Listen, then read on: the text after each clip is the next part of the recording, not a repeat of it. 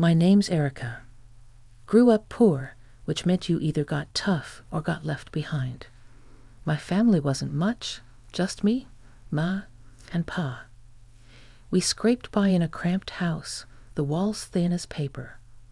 Early on, Ma put a needle in my hand, saying, "Stitch your own path, girl." And so I did. School was just the place I waited till I could get back to sewing. Teachers talked about math and history, but my mind was on fabric and patterns. By 15, I was mending jeans and jackets for folks in the neighborhood. Life took a real turn when I met Tom. He was the cousin of my best bud, Sarah. I remember that day clear as crystal. We were at Sarah's family barbecue, and he was there flipping burgers and laughing loud enough to scare the birds. "Hey, Erica." Sarah waved me over, a big grin on her face. "Come meet my cousin Tom. He's been dying to meet the girl who fixed his favorite jacket." Tom wiped his hands on his apron and reached out. "That was you?" "Hell, you saved my life with that fix," he exclaimed. I laughed, brushing a loose strand of hair from my face. "It was just a few stitches," I said. "A few stitches," she says. Tom chuckled, giving me a look like I just pulled a rabbit out of a hat. "You're too modest, Erica." We hit it off straight away. He was easygoing, the kind of guy who'd give you the shirt off his back and make a joke while doing it. The more we talked, the more I liked him. He was genuine, a rare thing in this world. Tom was a truck driver, always on the road.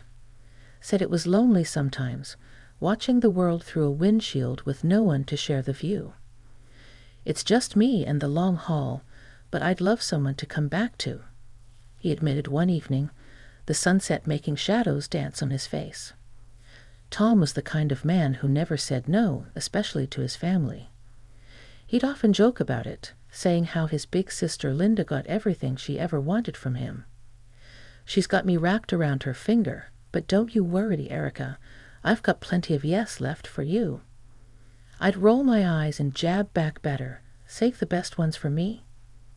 Tom, he'd laugh and pull me close, and in those moments I knew we were right for each other. He was kind and a pushover for sure, but me, I was the punchy one, and together we balanced out just right. Love hit fast, and we married just as quickly. It felt right, like stepping into a story that was meant just for us. Life with Tom was never dull, even when the road took him away more often than I liked. He was out there, driving his truck, traversing from one city to another, while I kept the home fires burning and the sewing machine humming. You could say I had become quite the thrifty one over the years. Every penny from my sewing gigs went straight into a jar, and before we knew it, there was $220,000 saved up. It wasn't just pocket change, it was our ticket to something bigger. One evening, Tom rolled in tired but happy to be home. I was stitching up a storm in the corner of our living room, turned makeshift studio. The hum of the machine paused as I made my pitch. "Tom, what if we stop just making ends meet and start planning to get ahead? I've been saving up. We've got enough to put down on a new truck." Tom, who was halfway through a sandwich, stopped and looked up. "You serious, Erica? That's a lot of dough you've been stashing away." "That much, yeah, and it's just sitting there. Imagine if you could run your own gigs, choose your routes.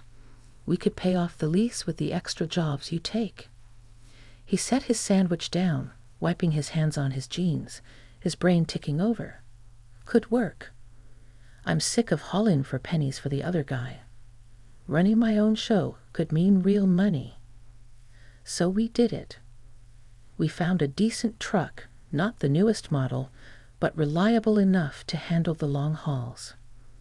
Tom was planning the day we went to look at it. Tom was like a kid in a candy store, checking every part, talking shop with the dealer, so I barely kept up. "Erica, she's solid, good mileage, engines in top shape. We take care of her, she'll take care of us." He he said, his eyes not leaving the truck. I nodded, trusting his judgment. Let's do it then. Let's buy our future, and we did. Papers signed, handshakes exchanged, and the keys were in his hand. Tom got his license sorted out for the new routes we'd scoped out, and soon he was taking orders for intercity trips. Money was tight at first, every cent counted even more than before, but Tom was pulling in enough jobs to keep us on track with the lease payments. Meanwhile, I didn't sit idle. My sewing had turned from a side hustle into a serious business, enough so that 3 years down the line, I opened my own small studio. It wasn't much, just a little space I rented out on the main street. The start was rocky, clients trickling in slow, but I kept at it. Word of mouth started doing its thing, and my little studio began to see regulars. It was another 2 years of hustle, but finally, things smoothed out. The studio was bringing in a stable income, and we made the last payment on the truck. All that money we used to pour into the lease, now it was ours to keep. One night over a quiet dinner, Tom and I decided it was time for the next big step. We've been doing good, Tom. Really good. Maybe it's time we thought about getting a place of our own. A real house, not this cramped apartment. Tom, who'd been quietly listening, nodded. I've been thinking the same. We've worked hard, Erica. We deserve it. So we started house hunting, and before long we found a small townhouse.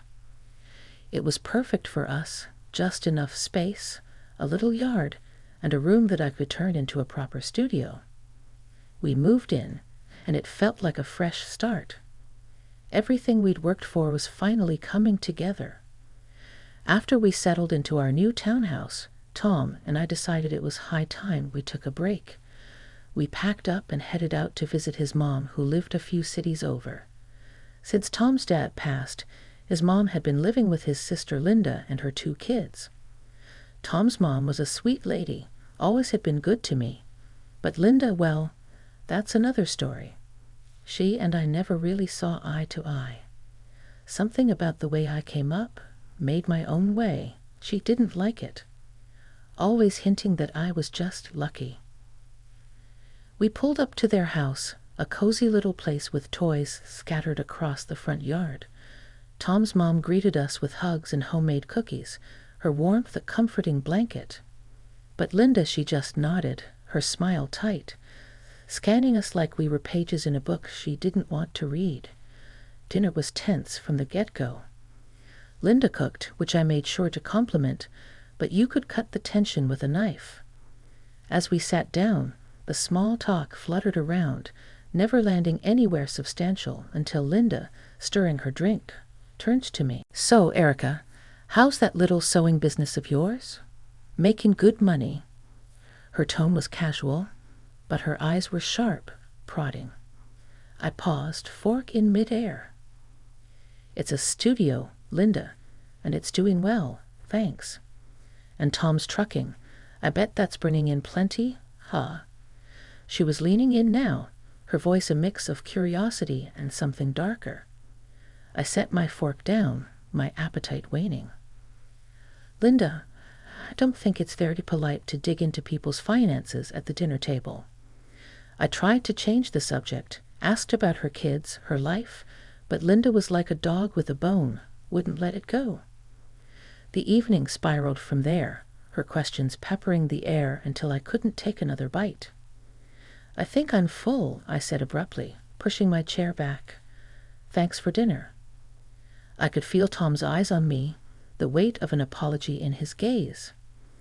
I headed to the living room, the echo of their whispers trailing me. Later, when Tom found me looking out the window, the room was dark save for the streetlights casting shadows. He came up behind me, his voice low. So sorry about Linda. She's always been a bit much. I turned to face him, his features drawn in the dim light.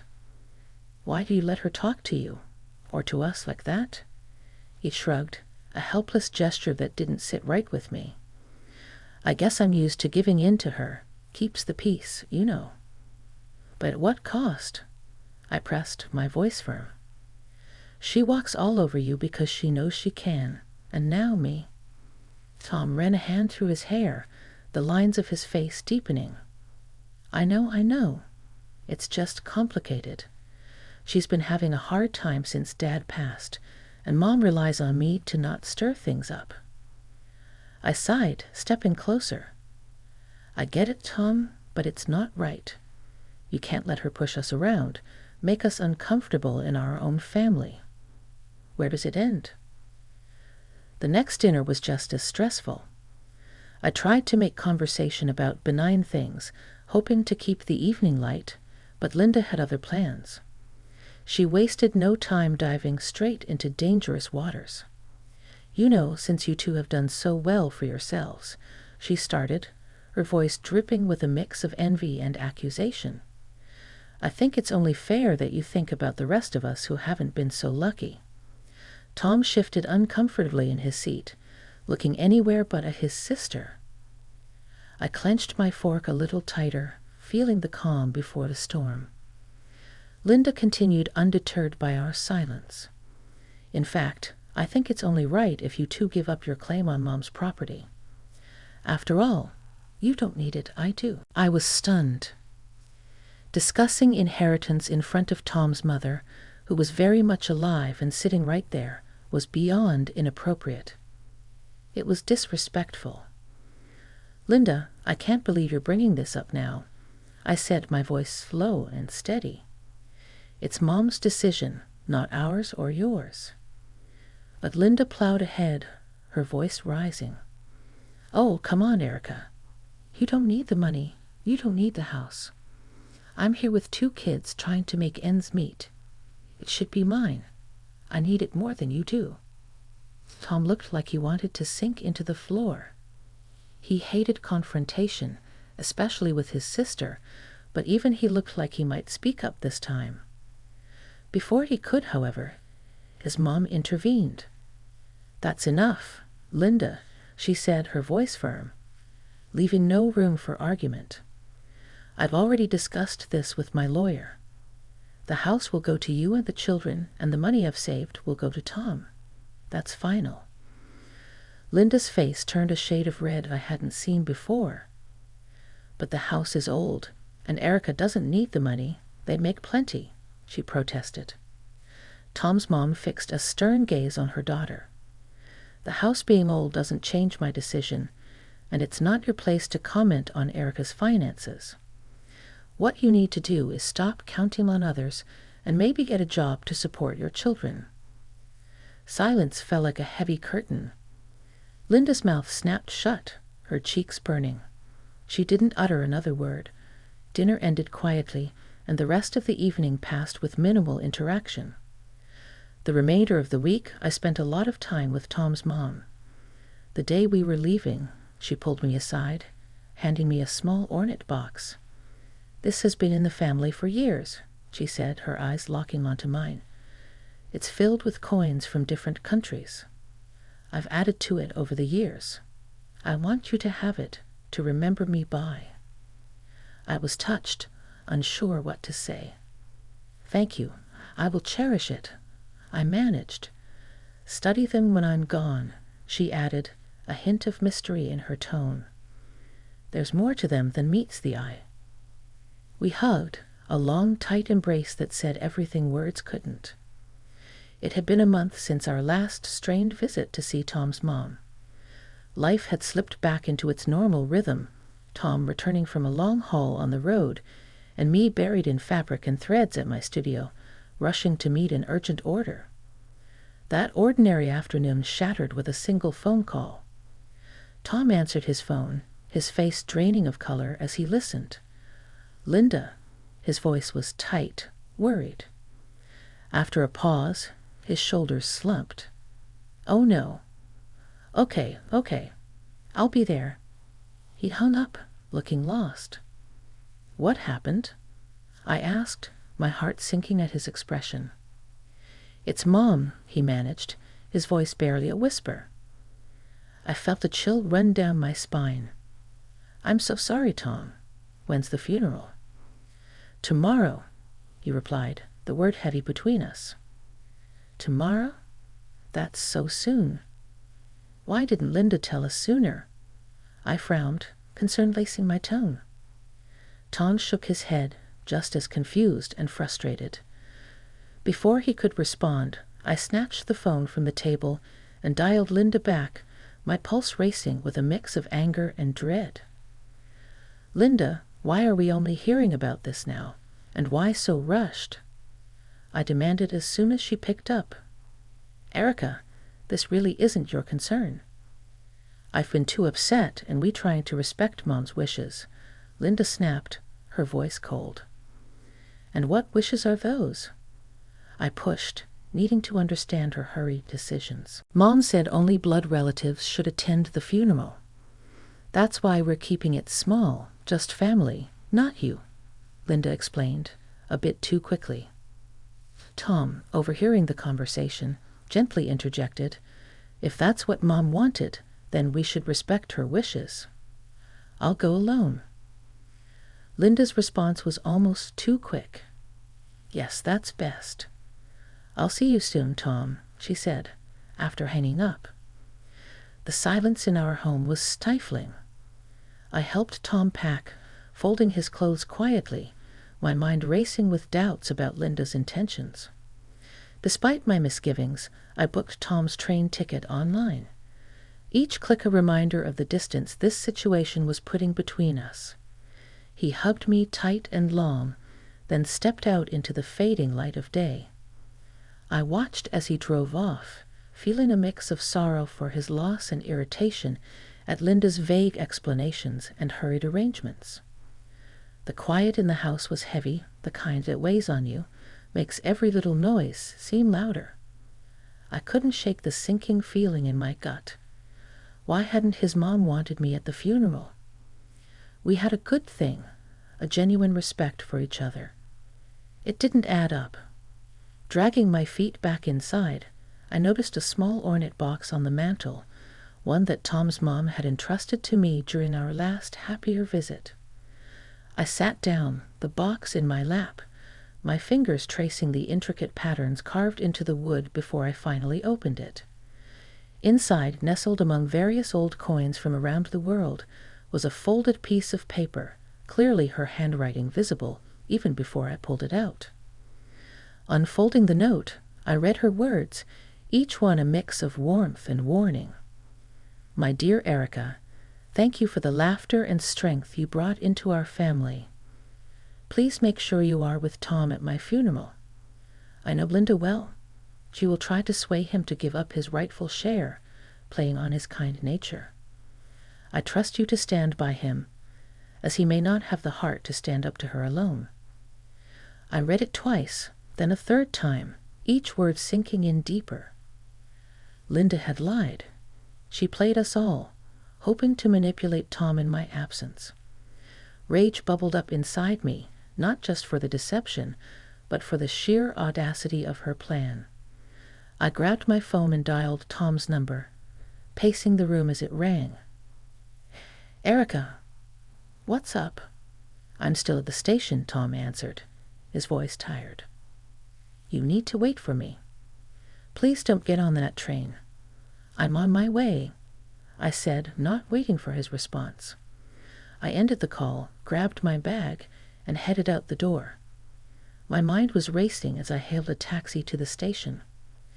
Traffic seemed to conspire against me, every red light a barrier to my urgency. But I made it just in time. Walking into Tom's late mother's house felt like stepping onto a stage where drama was already in progress.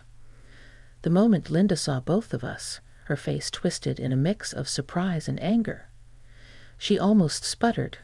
What are you doing here, Erica? Nobody called you. I met her glare steadily. I came to say goodbye to your mother, I said simply. Linda huffed, turning away to hide the fury in her eyes. The funeral was a modest affair. I stayed at the back during the ceremony, saying my silent goodbyes to a woman who had shown me nothing but kindness. Afterward, everyone returned to the house. The atmosphere was somber as we gathered in the living room, waiting for the notary to arrive and read the will. Linda paced nervously, casting glances at me that could freeze boiling water. When the notary finally cleared his throat and opened his briefcase, everyone settled down. As per the last will and testament of Marjorie Ellen Davis, he began, his voice formal and echoing slightly in the hushed room. To Linda, I bequeath the family home and all contained within. To Thomas, I bequeath the sum of $400,000. The reaction was immediate. Linda's face crumpled into tears, her sobs theatrically loud. But how can I live in that house? It's falling apart. I have no job. How will I provide for my children? Tom, ever the soft heart, looked at his sister with something akin to guilt. His eyes met mine, filled with a turmoil that said he was torn by his sister's pleas. The notary, unfazed by the display, asked if there were any questions. Linda, through her tears, begged Tom directly, "Please, Tom, think of my kids. They're your nieces. We need that money more than you." Tom opened his mouth, likely to offer some kind of compromise. That was his nature. But I couldn't stand it any more. I stood up, my chair scraping loudly against the wooden floor. The room fell silent, all eyes on me. Linda's sobs hiccuped into a shocked silence. "Enough, Linda," I said, my voice steady and clear. Everyone in the room turned to look at me, surprised by the force in my voice. "I know what you've been trying to do, and it's going to stop right now." I pulled out the note, unfolding it with shaking hands, but a firm resolve. I read it aloud for everyone, my voice echoing in the suddenly quiet room. "Please make sure you are with Tom at my funeral. I know Linda well. She will try to sway him to give up his rightful share, playing on his kind nature." Linda's face went from sad to furious in a heartbeat when I finished. She looked around, seemingly gauging if anyone would come to her defense. When no one did, she finally spoke, her voice venomous. "I deserve that money more than he does," she spat, standing up to face us all. "I have kids to care for, a house that's falling apart. Why shouldn't I have it?" It was Tom's turn to stand. "Because it's not what Mom wanted, Linda," he shouted louder than I'd ever heard him before. "You've always used me, always expected me to just roll over and do what you say because you're my sister. Well, not anymore." Linda recoiled as if he'd struck her, her face a mask of disbelief. She stared at him, her mouth open, tears stopping as if cut off by a switch. "I'm taking the inheritance Mom left me, and I'm putting it where it can do some good," Tom continued, his voice firm and resolute. The shock on Linda's face gave way to real tears, tears of defeat, not manipulation. She sobbed, covering her face with her hands, her act finally crumbling under the weight of Tom's declaration. We didn't stay much longer after that. Tom took my hand, and we walked out together, leaving Linda to her reality. As we drove home, the car was filled with a tense silence. Finally, Tom spoke, his voice quiet but strong. "I'm sorry for all this, Erica, for letting it go on this long.